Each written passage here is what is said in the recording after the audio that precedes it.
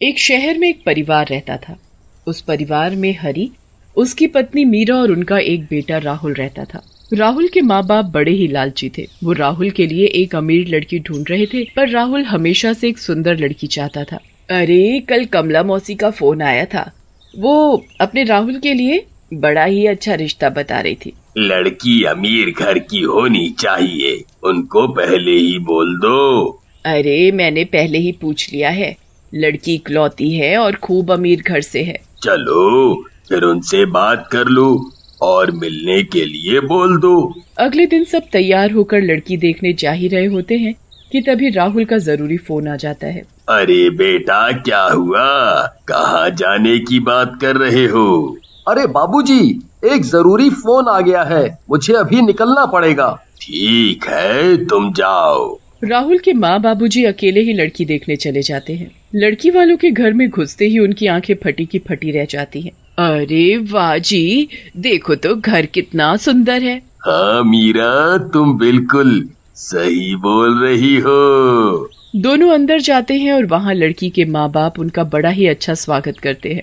अरे अब बहुत हुई खातिरदारी, चलो अब अपनी बेटी को भी बुला लो। जी बिल्कुल, क्यों नहीं, मैं अभी पूजा को बुलाती हूँ। पूजा की माँ पूजा को लेकर आती है, पर पूजा को देखते ही हरी और मीरा की शक्ल उतर जाती है। पूजा एक बौनी लड़की होती है और राहुल तो अच्छा खासा लंबा होता है। अजी ये तो बौनी है, बौनी। अरे भाग्यवान, तुम अभी चुप रहो, कोई सुन लेगा तो।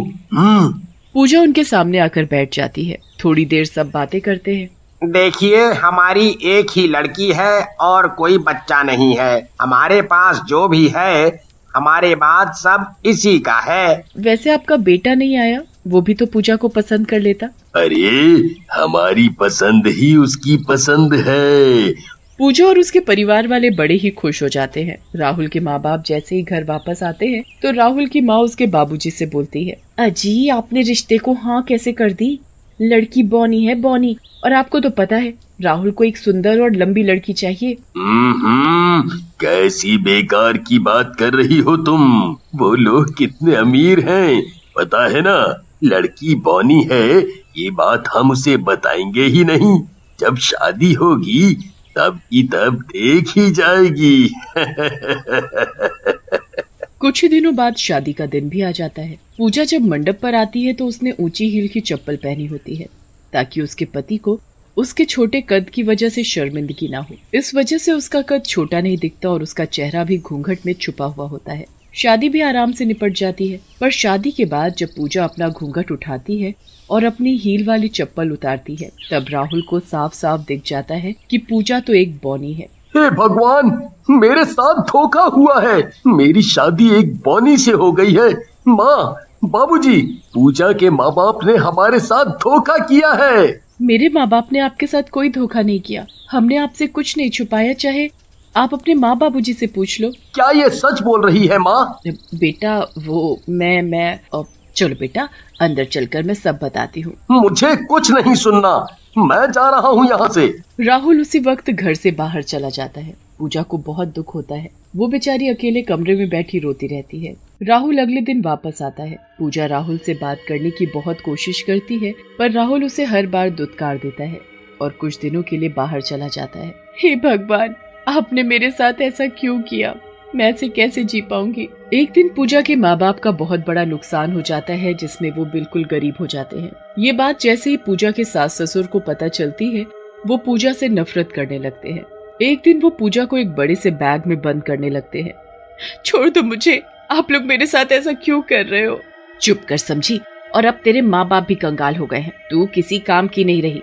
माँ जी मुझे छोड़ दो माँ जी। उसके सास ससुर उसे बैग में बंद कर देते हैं और घर के पीछे गड्ढा खोद कर उसमें दबा देते हैं। पूजा की दम घुटने से मौत हो जाती है। जब राहुल वापस आकर पूजा को घर में नहीं देखता तो अपने माँ बाप से उसके बारे में पूछता है।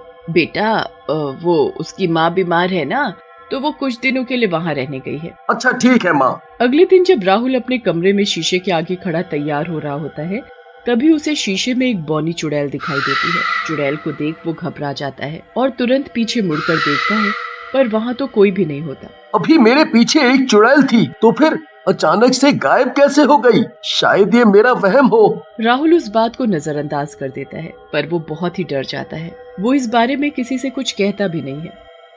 अगले दिन राहुल की माँ कमरे में सो रही होती है, तभी उसे महसूस होता है कि उसकी रसोई में कोई बर्तन धो रहा है। वो अंदर जाकर देखती है तो वहाँ बॉनी चुड़ैल बर्तन धो रही होती है और राहुल की माँ की तरफ देखकर जोर जोर से हंसने लगती है। आओ ना माँ जी, मेरी मदद कर दो। देखो ना, मैं ऊपर तक पहुँच ही नहीं पा रही। मैं क्या करूँ अब? चुड़ैल, अजी अजी सुनते हो? यहाँ चुड़ैल है, जल्दी आओ, मुझे बचाओ। राहुल की माँ वहाँ से भागती है, पर उसे घर के हर कोने में वही चुड़ैल खड़ी दिखती है। वो यहाँ से वहाँ भागने लगती है पर चिल्लाती रहती है, कोई बचाओ मुझे, तुम मेरे पीछे क्यों पड़ी हो? आपने लगता है मुझे पहचाना नहीं माँ जी। मैं आपकी बहू हूँ पूजा और अपनी मौत का बदला लेने आई हूँ। नहीं, ये नहीं हो सकता, ये बिल्कुल नहीं हो सकता। तुम जाओ यहाँ से और मेरा पीछा छोड़ दो, हम सबका पीछा छोड़ दो। ये तो बिल्कुल नहीं हो सकता। जब तक मैं तुम लोगों से अपनी मौत का बदला नहीं लूंगी, तब तक मेरी आत्मा को शांति नहीं मिलेगी। चुड़ैल इतना कहकर वहाँ से गायब हो जाती है।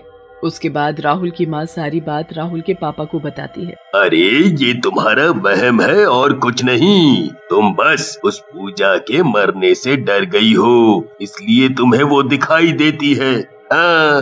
राहुल के पापा उसकी माँ की बात पर यकीन नहीं करते। अब रोज वो चुड़ैल कभी राहुल को दिखाई देती है और कभी उसकी माँ को। फिर एक दिन राहुल घर वापस नहीं आता। राहुल के माँ बाप बड़े ही परेशान हो जाते हैं। ऐसे ही 3-4 दिन बीत जाते हैं पर राहुल का कुछ पता नहीं चलता।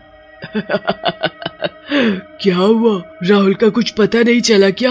अरे तुमने सही कहा था, यहाँ तो सच में चुड़ैल है। हाँ, मैं तो कब से कह रही थी और आपने मेरी बात नहीं मानी। इसी ने हमारे राहुल के साथ कुछ किया है।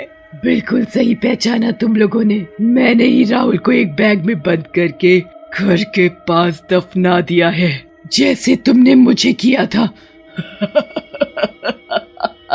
चुड़ैल इतना कहकर गायब हो जाती है और अब इसके बाद राहुल के माँ बाप जल्दी से पूरे बगीचे की खुदाई करना शुरू कर देते हैं। अरे इतने बड़े बगीचे को खोदना हमारे बस की बात नहीं है, और तब तक देर ना हो जाए, हमें मजदूर बुला लेने चाहिए, है ना? हाँ जी, बिल्कुल सही कहा आपने। वो लोग बहुत सारे मजदूरों को बुला लेते हैं और खुदाई करना शुरू करवा देते हैं। पूरा बगीचा खुद जाता है पर उसमें कहीं राहुल नहीं मिलता, लेकिन वहाँ एक मजदूर को एक बड़ा सा बैग जरूर दिखता है। वो उस बैग को खोलता है तो उसमें पूजा की लाश होती है। अरे भाइयों, जरा इधर आओ, ये देखो, इसमें तो किसी की लाश है। अरे हमें जल्दी से पुलिस को खबर करनी चाहिए, वरना हम फंस जाएंगे। हाँ। वो मजदूर पुलिस को खबर कर देते हैं और पुलिस उनके घर आ जाती है। अरे हमने कुछ नहीं किया, हम सच बोल रहे हैं। चुपचाप सच बोल दो, वरना तुम्हारे बेटे को मैं जान से मार दूंगी। बस उसकी कुछ ही सांसें बची हैं। नहीं, उसे मत मारो, हम बताते हैं। साहब जी, हमने ही गलती से अपनी बहू को बैग में बंद करके बगीचे में दफना दिया था, हमसे भूल हो गई। इतने में वहाँ राहुल आ जाता है। क्या माँ, आप लोगों ने पूजा के साथ ऐसा किया? मुझे यकीन नहीं हो रहा माँ। तू जिंदा है मेरे बेटे? मत बोलो मुझे बेटा, मुझे रोज पूजा की आत्मा दिखती थी जो मुझसे कुछ कहना चाहती थी। मैं वही पता करने उसके माँ बाप के पास गया तो पता चला पूजा कभी वहाँ गई ही नहीं, और आपने मुझे बोला कि वो अपने घर गई है क्योंकि उसकी माँ बीमार है। आज जब सच सामने आया तो मुझे समझ नहीं आ रहा कि मैं क्या करूं। बेटा, ये सब हमने तुम्हारे लिए किया था। छूट, मेरे लिए किया होता तो मुझे पता होता। आपने अपने लालच में मार डाला उसे, क्योंकि उसके माँ बाप गरीब हो गए थे। मैं पूजा को पसंद करने लगा था, पर जब मैं उससे ये बात बोल पाता तो यहाँ मुझे वो मिली ही नहीं। आप अभी के अभी इन दोनों को ले जाओ और इनको इनके किए की सजा दो। राहुल के माँ बाप चिल्लाते रह जाते हैं, पर पुलिस उनको ले जाती है। उसके बाद राहुल अकेला घर में बैठा रोता रहता है। काफी रात हो जाती है तो उसे खिड़की के बाहर पूजा दिखती है। आज जो तुमने मेरे लिए किया वो बहुत बड़ी चीज थी, मुझे इंसाफ मिल गया, अब मैं यहाँ से जा रही हूँ। इतना कहकर पूजा का भूत एक रोशनी में गायब हो जाता है।